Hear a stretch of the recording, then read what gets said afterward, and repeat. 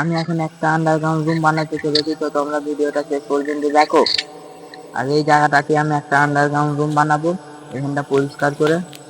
এখান থেকে একটা হলা নিয়ে যে ওখানে রেখে আন্ডারগ্রাউন্ড রুমটা তৈরি করব। তোমরা হলার ভিতরে কখনো আন্ডারগ্রাউন্ড রুম দেখেছো? আমি আজকে প্রথম তৈরি করেছি হলার ভিতরে একটা আন্ডারগ্রাউন্ড রুম।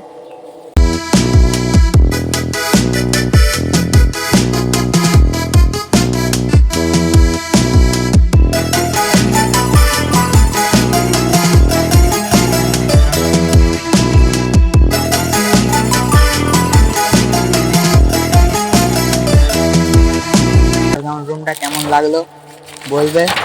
আর এবার 3 চট দিয়ে আমি আন্ডারগ্রাউন্ড রুম তৈরি করেছি। এখানে হলা তৈরি করা হয় না, তাও এখানে প্রচুর হলা রয়েছে। তোমরা দেখতে পাচ্ছ এদিকে 3টে, এদিকে অনেকগুলো হলা রয়েছে, আরো অনেক আছে পেছন দিকে হলা।